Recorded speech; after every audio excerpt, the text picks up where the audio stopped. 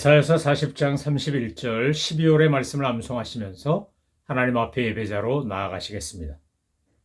오직 여호와를 앙망하는 자는 새 힘을 얻으리니 독수리가 날개치며 올라감 같을 것이요 다른 박질하여도 곤비하지 아니하겠고 걸어가도 피곤하지 아니하리로다. 아멘. 찬송가 60장 영혼의 햇빛 예수님, 그 우리의 영원한 햇빛이신 예수님을 찬양하며 경배하겠습니다.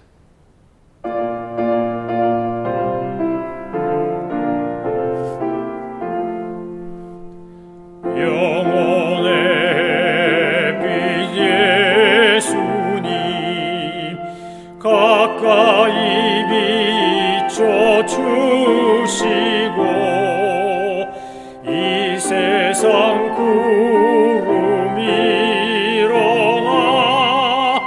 가리지 않게 하소서. 이 눈에 단 잠 오기 전 고요히 주를 그리며 구주의 품에 안기리 한없이 평안합니다. 잠 깰 때 주여 오셔서 나에게 복을 주시고 주님의 사랑 안에서 언제나 살게 하소서.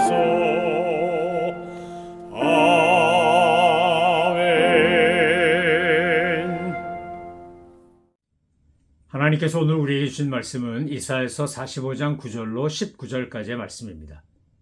우리는 이번 한 주 동안 이제 이사야서를 한 장 한 장씩 살펴보기에 앞서서 이사야 저서 전체에 대한 서론을 살피고 있습니다. 이사야는 누군가? 이사야가 전하는 메시지의 핵심은 뭔가? 그리고 왜 이사야서는 중요한가? 오늘 우리가 이 이사야서를 통하여 듣고 배우고 깨닫고 적용해야 될 것은 무엇인가를 이번 한 주간 동안 살펴보고 이제 다음 주부터 40장부터 시작해서 이사야서의 내용을 한 장 한 장 살펴보려고 합니다. 오늘 함께 살펴보고자 하는 것은 이사야서라고 하는 예언서가 문자로 기록되어 글로 기록되어 우리에게 전달됐다라고 하는 것입니다. 그럼 그전에는 선포된 하나님의 말씀이 글로 전달되지 못했느냐? 그랬습니다. 아모스 선지자 이전만 해도 사람들은 하나님의 말씀을 받고 선포하면 그것이 입에서 입으로 구전이 되었습니다. 입에서 입으로 구전이 되다 보니까 어떤 약점이 있는가 하면 온전히 내용이 다 전달되지 못하는 것도 있고 때로는 변형되거나 왜곡되는 경우도 생긴다는 겁니다. 아모스 선지자 이후부터 선지자들은 하나님께서 주신 말씀, 선포된 하나님의 말씀을 글로 기록하기 시작했습니다. 이 사람들을 제1세대 기록 선지자라고 말합니다. 2세대 기록 선지자라고 하는 사람들은 예레미야를 중심으로 한 분들이고 제3세대 기록 선지자는 에스겔을 중심으로 한 겁니다. 왜 1세대, 2세대, 3세대를 나누냐 하면 하나님의 말씀은 시대적 상황과 환경에 맞춰서 그들이 먼저 들어야 될 1차 청취자 또는 1차 독자가 들어야 될 내용을 그 시대에 맞게끔 전달한 겁니다. 그러니까 이사야서가 모든 예언서, 대선지서, 소선지서를 통틀어서 가장 균형 있게 하나님의 말씀을 전한다라고 평가받는 이유는 제1세대, 2세대, 3세대 기록 선지자들이 남긴 글 속에서 그 예언서들 속에서 가장 종합적이고 구체적이고 그러나 강력하게 하나님의 말씀을 전달하기 때문입니다. 이사야 선지자가 4명의 왕을 거칠 만큼 오랫동안 사역했고 또 그렇게 사역하는 동안 왕궁에서 벌어진 일들, 주변 상황들, 역사적 격변들 이런 것들을 보면서 하나님께서 언약 백성으로 세운 이스라엘이 하나님의 언약을 어기고 십계명을 비롯한 율법을 어기고 하나님을 온전히 경배하지 않을 때 이미 신명기에서 약속한 그 징계가 어떻게 임하는지를 그는 선포했고 경험했고 또 기록으로 남긴 것입니다. 모든 예언서가 다 그런 것은 아니지만 대부분의 예언서는 이런 식으로 구조로 짜여져 있습니다.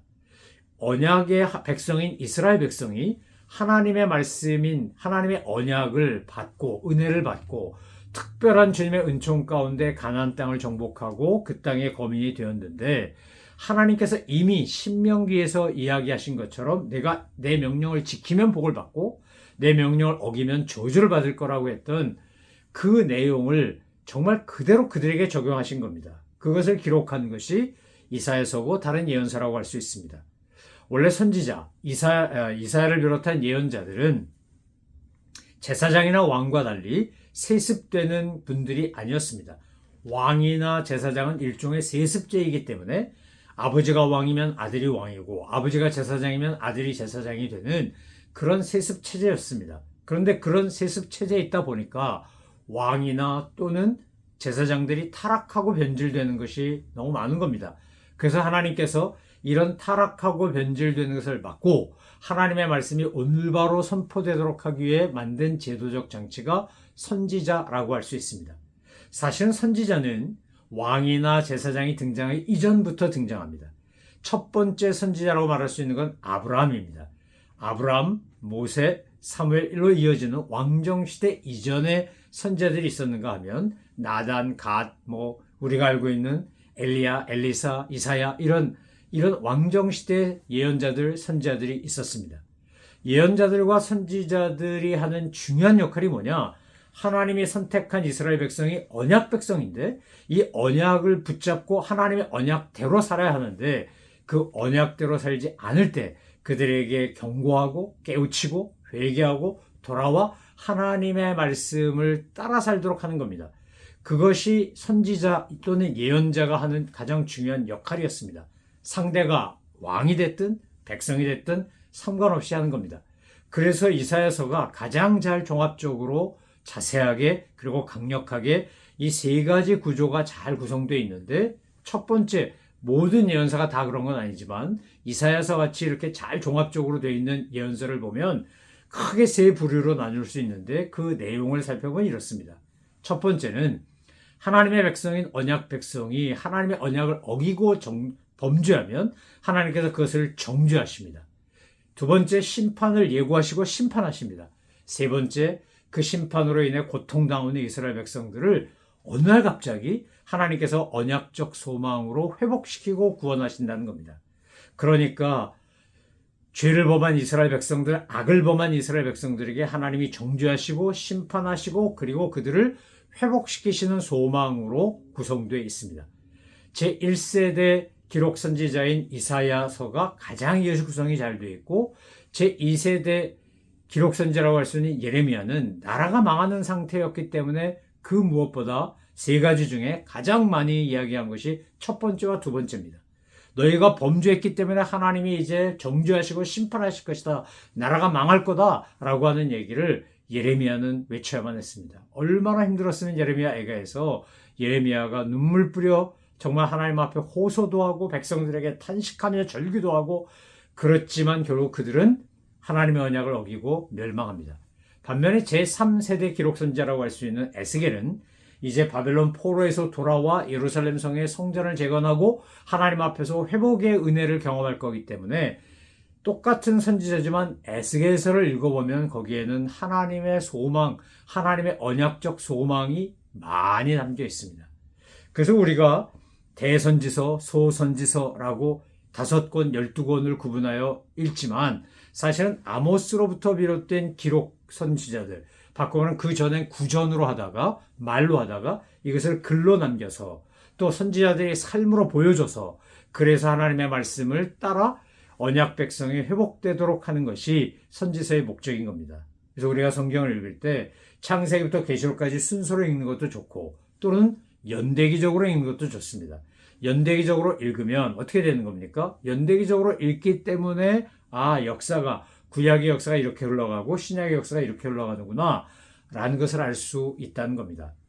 연대기 성경이라는 성경이 영어판으로도 있고 한글판으로도 있습니다. 그래서 여러분 기회가 되시면 연대기 성경을 구하셔서 쭉 읽어 나가시면 우리가 갖고 있는 66권 신구약 성경과 달리 그것은 시간의 흐름에 따라 기록했기 때문에 굉장히 우리에게 깊은 통찰을 또 다른 은혜를 줄 수 있다는 겁니다. 하나님께서 오늘 이사야를 통해서 저와 여러분에게 이 시대를 살고 있는 우리에게 말씀하시려고 하는 게 뭡니까? 그 옛날 이스라엘과 유다가 북이스라엘 남유다로 솔로몬 이후에 르호보암 왕 때 여로보암이 반란을 일으키면서 북이스라엘 남유다로 갈라지지 않습니까? 르호보암이 하나님 앞에서 온전히 했다면 갈라지지 않았을 겁니다.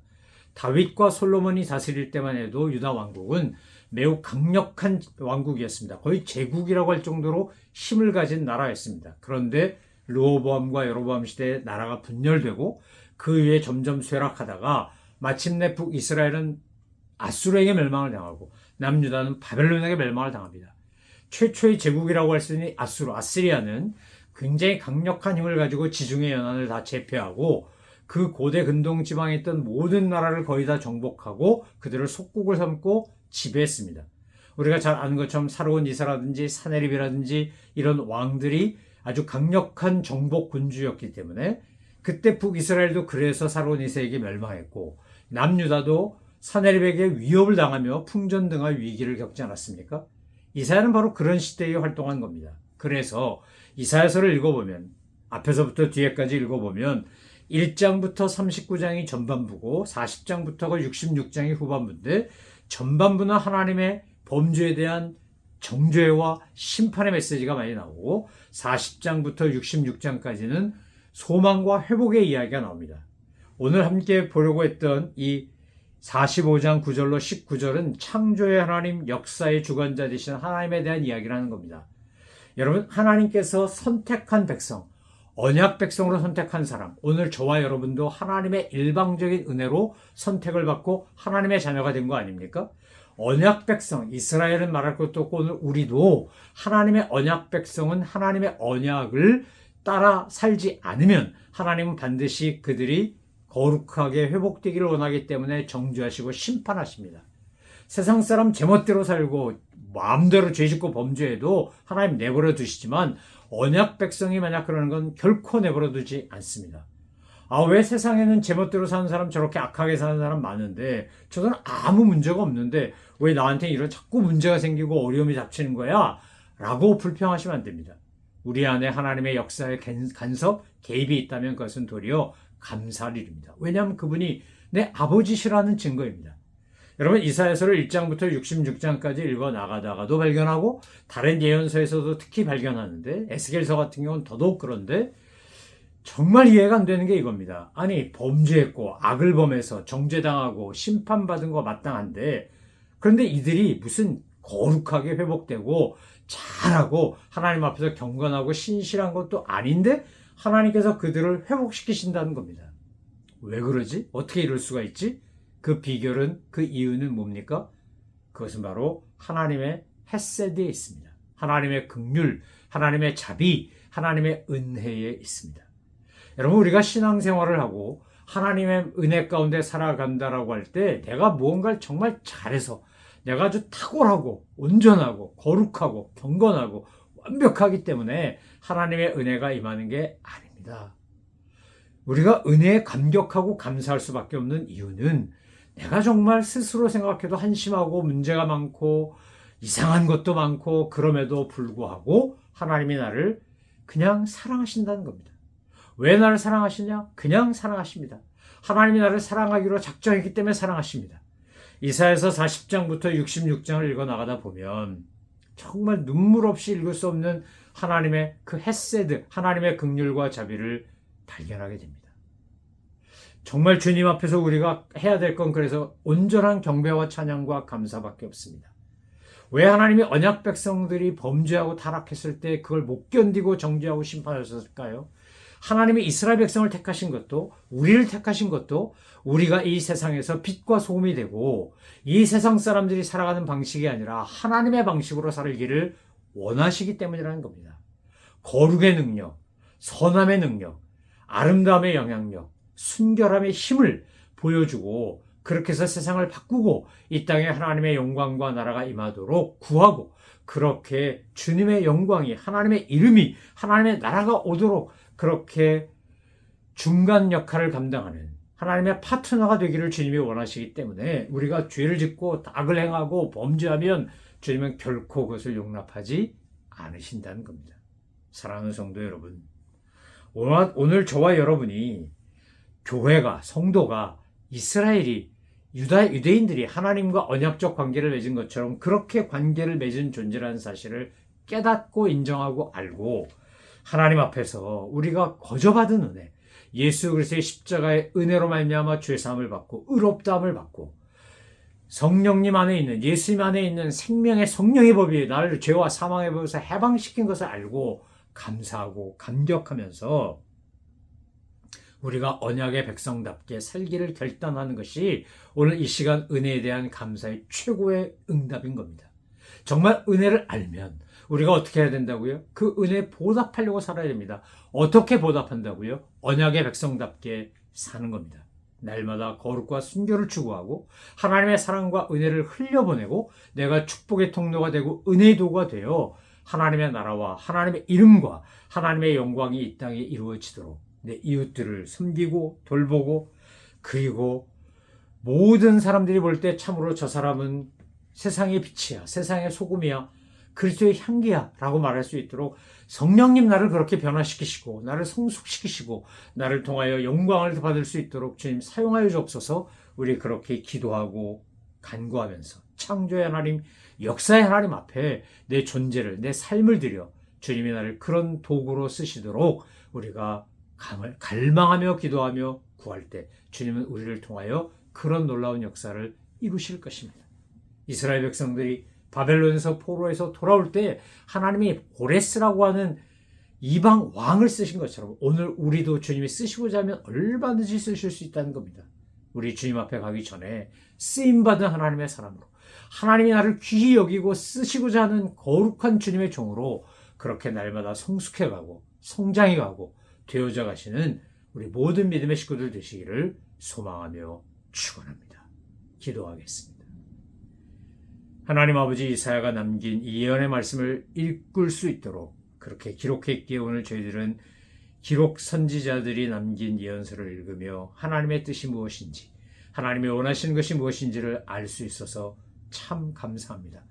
하나님 아버지, 성경을 읽고 그것을 내 삶에 적용하고 말씀 따라 사는 일에 최선을 다하는 저희 모두가 되게 하시고 저희들을 통하여 하나님의 영광이 드러나도록 거룩한 도구로 주님의 신실한 일꾼으로 여호와의 종으로 살아가는 저희 모두가 되게 하여 주옵소서.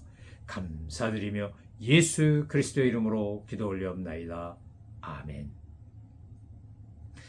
하늘에 계신 우리 아버지, 아버지의 이름을 거룩하게 하시며 아버지의 나라가 오게 하시며 아버지의 뜻이 하늘에서와 같이 땅에서도 이루어지게 하소서.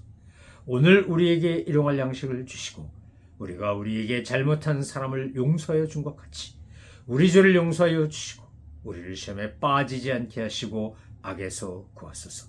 나라와 권능과 영광이 영원히 아버지의 것입니다. 아멘.